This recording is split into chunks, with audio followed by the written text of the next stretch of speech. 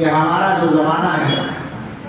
زمانہ تو ہر ایک یکساں سا ہے اور فتنے بھی ہر زمانے میں ہیں، مگر ہمارے زمانے کے فتنوں کی رفتار تیز ہے، جیسے سواریوں کی رفتار تیز ہے۔ اور بزرگوں نے اس بات کو کہا ہے، حضرت مولانا علی کی رحمۃ اللہ علیہ فرمایا کرتے تھے کہ پہلے زمانے میں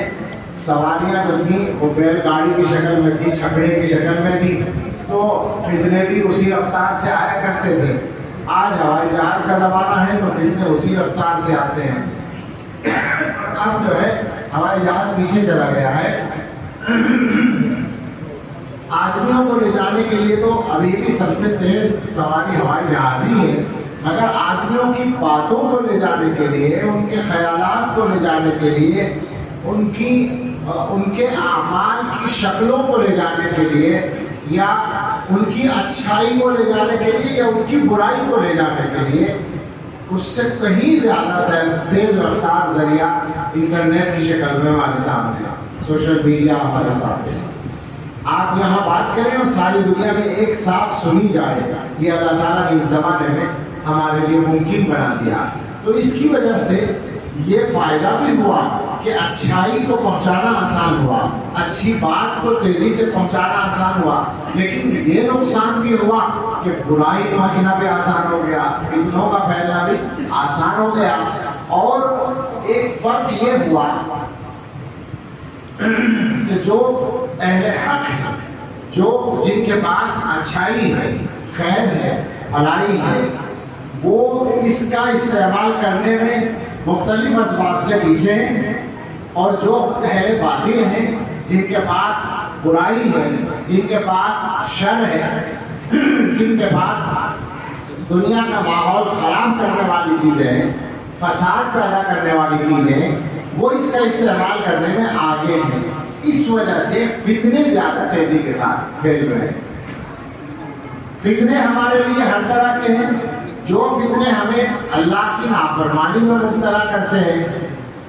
مثلا کہ موبائل دیکھ کر، انٹرنیٹ کے ذریعے جو چیزیں ہمارے پاس آ رہی ہیں موبائل میں، ان کو دیکھ کر کوئی نوجوان یا کوئی بھی آدمی کسی گناہ کو دیکھ کر اسی جیسا گناہ کرنے کی کوشش کرتا ہے،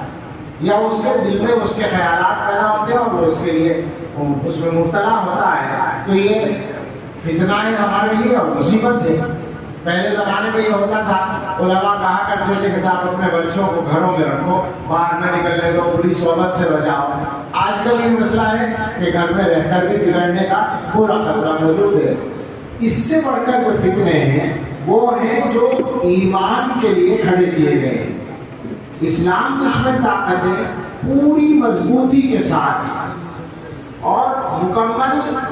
تیاری کے ساتھ اور بغیر کسی ڈر کے، ایک تو یہ ہوتا ہے کہ آپ کسی کے بارے میں بات کر رہے ہو تو آپ کو تھوڑا سا تکلف بھی ہے کہ بھائی کوئی کارروائی نہ کر دے، کوئی مخالفت نہ ہو جائے، کوئی وہ اعتراض نہ کر دے، یہ کوئی ڈر نہیں۔ ان کو پوری بے خوفی کے ساتھ وہ دنیا سے اسلام کو ختم کرنے کے لیے یا لوگوں کے دلوں سے ایمان کو ختم کرنے کے لیے محنت کر رہی ہے طاقتیں، مسلسل اس کے لیے کام ہو رہا ہے۔ اور ان کے اوپر جو ہے کتنی خطرناک چیزیں پڑی ہوئی ہیں۔ میں تو یہ سمجھتا ہوں کہ شاید اللہ تعالیٰ حفاظت کر رہے ہیں، ورنہ عام آدمی کو بچ ہی نہیں سکتا۔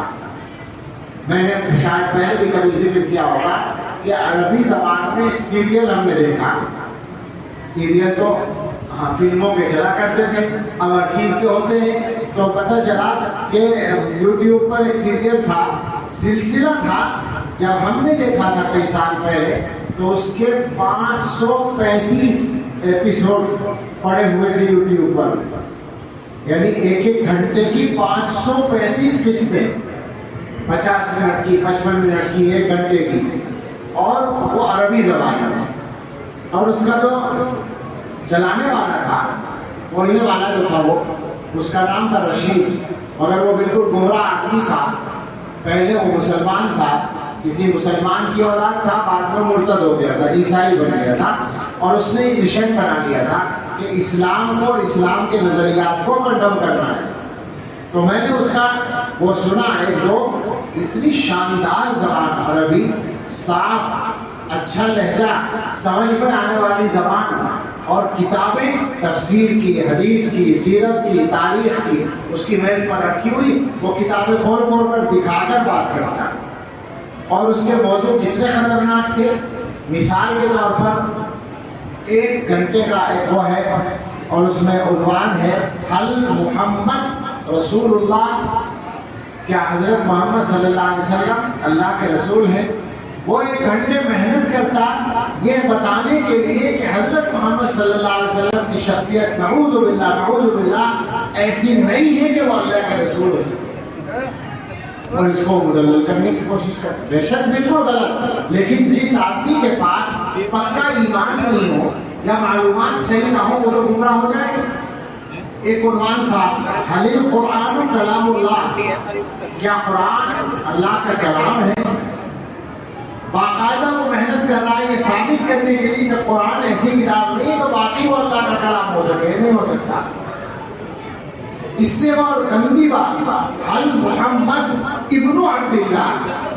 کیا حضرت محمد صلی اللہ علیہ وسلم عبداللہ صاحب کے بیٹے ہیں؟ باقاعدہ حضور کے نسب میں 1 گھنٹے محنت کر کے وہ شک پیدا کر رہا ہے کہ وہ جن کا بیٹا ان کو کہا جاتا ان کی اولاد نہیں ہے وہ، نعوذ باللہ نعوذ باللہ۔ ایسے خطرناک عنوانات پر 500 سے اوپر قسطیں اس کی موجود تھی، میں تو اب تو بہت دنوں سے نہیں دیکھا، ذرا دیکھیے گا سؤال الجری کے عنوان سے اس کا سیریل چلتا تھا۔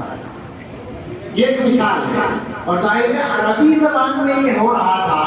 تو انگریزی میں کتنا ہوتا ہوگا اور دوسری زبانوں میں، عربی میں تو یہ بھی ڈر ہے کہ سارے عالم عرب کے لوگ دیکھیں گے، پابندی بھی لگا سکتے ہیں۔ اور حد درجہ تعجب کی بات یہ ہے کہ یہ کام وہ ایک مسلم ملک کے اندر بیٹھ کر کر رہا ہے اور اس پر کوئی پابندی نہیں، یہی ہو رہا ہے دنیا میں۔ تو یہ والے جو فتنے ہیں جن میں ایمان کے لیے خطرہ پیدا ہوتا ہے، یہ فتنے زیادہ خطرناک ہیں، اور اس زمانے میں یہ عام ہو رہے ہیں، اور بہت سے واقعات آپ کے علم میں بھی ہوں گے کہ اچھے گھروں میں، دیندار گھروں میں، علماء تک کے گھروں میں ایمان کو خطرے ہو گئے ہیں، بچوں کے ایمان۔ لہذا ایسے حالات میں بہت زیادہ اہمیت بڑھ گئی ہے، نزاکت بڑھ گئی ہے ایمان کی حفاظت کے سلسلے میں۔ یہ جو علماء کی محنتیں ہیں مدرسوں کی شکل میں، مکتبوں کی شکل میں، آج کل مکتب پر بہت محنت ہے، جمعیت علماء ہند کی بھی اور دوسری تنظیمیں بھی اپنی بساط کے مطابق کام کر رہی ہیں کہ جگہ جگہ مکتب قائم کر دیے جائیں، اور مدرسے تو چل ہی رہے ہیں۔ حقیقت یہ ہے کہ یہ اس زمانے میں اگر یوں کہتے ہم تو بالکل صحیح ہے کہ یہ وقت کا سب سے بڑا تقاضا ہے، اس لیے کہ جو وقت آ رہا ہے اس میں ہمارے بچے اور بچوں کے بچے مسلمان باقی رہیں، یہ ہماری سب سے بڑی ضرورت ہے، اور حالات اس کے خلاف رخ پر لے جا رہے ہیں۔ تاریخ میں جو کچھ ہوا ہے ظاہر اس کے بیان کرنے کا موقع نہیں ہے، ایک جملے میں اشارہ کرتا ہوں کہ جن ملکوں میں قرآن کی تعلیم بند ہوئی ہے، دین کی تعلیم بند ہوئی ہے، آپ علماء سے پوچھیں اسپین کے اندر وہ نظام نہیں باقی رہا دین کی تعلیم کا، تو کچھ عرصے کے بعد مسلمانوں کا نشان ختم ہو گیا، اور بالکل اسی طرح تقریباً روس کے علاقوں میں اور ترکی میں تقریباً 50 60 70 سال ایسے گزرے ہیں جب کہ پابندی کے، جب قرآن پڑھانے پر بھی پابندی، نماز اذان پر بھی پابندی تھی، مگر وہاں کے لوگوں نے مختلف طریقوں سے قرآن کی تعلیم کو باقی رکھا ہے۔ لہذا 1991 میں جب وہ علاقے آزاد ہوئے ہیں، روس کی وہ جو سوویت یونین تھا وہ ٹوٹا ہے اور وہ الگ الگ ملک بنے ہیں اور ان کی مردم شماری ہوئی ہے، تو اکثر ملکوں میں مسلمان اپنا مذہب اسلام لکھوانے والے 99%، 98%، 95%، 96%، قزاقستان میں، قرغیزستان میں، ازبکستان میں، ترکمانستان میں، ان ملکوں میں اکثریت مسلمان ہیں، حالانکہ ان کے پاس دین کا علم بھی کوئی خاص نہیں تھا، وہ نمازی بھی نہیں تھے، وہ بہت کچھ نہیں جانتے تھے، مگر کوئی ان کے بڑوں نے قرآن کی تعلیم کو چپکے چپکے کسی نہ کسی طرح باقی رکھا تھا، اس کی برکت سے ان کے دلوں میں یہ احساس باقی نہ کہ ہم مسلمان ہیں، لہٰذا جب مردم شماری ہوئی تو انہوں نے اپنا نام مسلمان لکھوایا۔ یہ ایک بہت بڑا ثبوت ہے ہمارے پاس یہ بہت بڑی دلیل ہے ہمارے پاس کہ مسلمانوں کی نسلوں کے ایمان پر باقی رہنے کے لیے اس تعلیم کی شدید ضرورت ہے۔ اب اگر خدا نہ خواستہ کسی کا دل ہی مست ہو گیا اور وہ یہی ضروری نہ سمجھے کہ بچے ایمان پر رہے یا نہ رہے، کوئی فرق نہیں پڑتا، تو اس سے تو ہم کوئی بات نہیں کر سکتے، وہ تو بہت بڑا بدقسمت ہے۔ لیکن ہمارا خیال یہ ہے کہ یہ مجمع جو بیٹھا ہے تو دیندار لوگوں کا مجمع ہے، لیکن عام مسلمان بھی جو نمازی بھی نہیں ہوتا، جو دیندار بھی نہیں ہوتا، اگر اس سے پوچھا جائے کہ اپنے بچوں کو مسلمان باقی رکھنا چاہتے ہو تو یقینی بات ہے کہ ہر مسلمان کا یہی جذبہ ہے عمومی طور پر کہ وہ اپنی نسلوں کو مسلمان دیکھنا چاہتا ہے۔ اس کا راستہ میرے بھائیوں فقط یہ ہے کہ یہ جو علماء کی محنت ہے اس میں اپنے ہر بچے کو شامل کر دو اللہ کے واسطے۔ اب وہ وقت نہیں چلے گا، وہ طریقہ نہیں چلے گا جو پہلے چل رہا تھا کہ گھر کا ایک بچہ مدرسے میں پڑھ لے اور 4 اسکول میں پڑھ لے، اور کوئی اسکول میں پڑھنے والے جو بچے وہ قرآن سے محروم رہ جائیں۔ اب تک یہ چلا ہے نا، عام طور پر یہ چلا ہے کہ گھر کا ایک بچہ مدرسے میں پڑھ رہا ہے، زیادہ بچے اسکول میں پڑھ رہے ہیں، اور جو اسکول میں پڑھ رہے ہیں ان کی دینی تعلیم کا کوئی انتظام نہیں۔ اب کیا ہے، چاہے 100% بچوں کو اسکول میں پڑھانا پڑے، آپ کو پڑھے گا، لیکن 100% ہی سارے ہی بچوں کی دینی تعلیم کا الگ سے آپ کو انتظام کرنا پڑے گا۔ علماء نے جو یہ کھولے، خاص طور سے اس زمانے میں تو جو مکتب ہیں ان میں صبح شام کی تعلیم کا بھی انتظام کیا جا رہا ہے اسکولوں کے بچوں کے لیے، تو مسلمانوں کے لیے وقت کی سب سے بڑی پکار ہے کہ وہ اس پر دھیان دے لیں۔ یہ کوئی ایسا نہ سمجھے، آپ اپنے علاقے کو دیکھتے ہیں کہ یہاں تو ہر جگہ علماء نظر آ رہے ہیں، دو ٹوپیاں اور داڑیاں نظر آ رہی ہے، بڑے بڑے مدرسے کہلانے والے بڑے مطمئن نظام، ہمارے یہاں تو 10 مدرسے شہر میں، اور سرپرستی کے لیے بڑی دولت کا مدرسہ موجود ہے، اور فلاں جگہ والے ہمارے یہاں مدرسے، اور فلاں جگہ، یہ پورا علاقہ اسی طرح کا ہے۔ آپ اس سے زیادہ مطمئن نہ ہو، اس سے یہ حالات بہت تیزی کے ساتھ بدل رہے ہیں۔ اب جو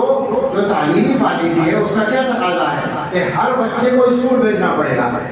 3 سال کی عمر سے اور 18 سال کی عمر تک بھیجنا پڑے گا۔ یہ ہے نا ایجوکیشن پالیسی میں، 3 سال سے 18 سال تک اسے اسکول میں پڑھنا ہے، انٹر پاس کرنا ہے، ہائی اسکول بھی نہیں ہے، آگے تک۔ تو ان بچوں کا آپ کیا کریں گے؟ ان کو باقاعدہ مدرسے میں داخل کرنا بھی آپ کے لیے مشکل ہو جائے گا۔ ان بچوں کو ایمان پہ قائم رکھنے کا کیا راستہ ہوگا؟ یہی راستہ ہے، اور اس بات کا یقین کریں کہ چونکہ یہ طریقے اور یہ راستے ہمارے بزرگوں کے جاری کیے ہوئے ہیں، وہ بڑے اور بزرگ جو بالکل اللہ کے لیے کام کرنے والے لوگ تھے، ان کی برکت ان میں ابھی بھی شامل ہے۔ لہذا اگر آپ نے اور ہم نے ان کی قدر کرنے کا سلسلہ جاری رکھا اور اپنی ذمہ داری کو سمجھا تو انشاءاللہ پھر دنیا کی کوئی طاقت ہماری نسلوں سے ایمان نہیں لے سکتی۔ یہ ہمارا فیصلہ بھی ہونا چاہیے، اور یہ ہماری اللہ سے دعا بھی ہونی چاہیے، اور اللہ کے بھروسے پر ہمیں اس کا یقین بھی رکھنا چاہیے۔ بس مجھے زیادہ بات کرنے کی ہمت بھی نہیں ہے اور ضرورت نہیں۔ ماشاءاللہ حضرت مولانا عابد صاحب دامت برکاتہ ان کا بیان بھی ہوا، اور اس سے پہلے غالب مولانا صابر صاحب کا، آپ کا بھی ہوا نہیں؟ آپ جاننا چاہیے تھے، یہ بہت بڑے عالم ہیں مولانا جاوید صاحب، اور ان کو پکڑا کرنا ایسے آسانی سے چھوڑ دیتے ہیں، درسگاہوں میں بیٹھ کے کرتے ہیں، بس جو کچھ کرنا ہوتا ہے۔ تو بیانات بھی ہو چکے ہیں، میں نے تو 2 باتیں کہی، ایک اللہ کا شکر ادا کرنے کی بات ہے، اور جتنا شکر ادا کریں گے اللہ کی نعمت بڑھتی ہے، تو ایمان کا اور قرآن کا، ان نعمتوں کا شکر ادا کریں، اللہ کا شکر ادا کریں کہ اس نے نعمتیں دی ہیں، تو امید یہ ہے کہ اللہ تعالیٰ ان نعمتوں کو ہمارا درمیان باقی رکھیں گے، اپنی نسلوں کے لیے اس کے علاوہ کچھ بھی نہ چھوڑ کر جائیں، ایمان پر ان کو چھوڑ کر جائیں، تو یہ اصل چیز ہے، یہ ان کے لیے کافی ہے، ان کی روزی روٹی ان کی تقدیر کی مل جائے گی۔ جس انسان کو بھی اللہ نے پیدا کیا ہے اس نے روزی اتار رکھی ہے، اس کے لیے زیادہ پریشان ہونے کی ضرورت نہیں، فکر کرنے کی اس کی ضرورت ہے۔ اللہ ہم سب کے لیے آسان فرمائے۔ وہاں میں جو محنت کر رہے ہیں آپ بچوں نے پڑھا ہے،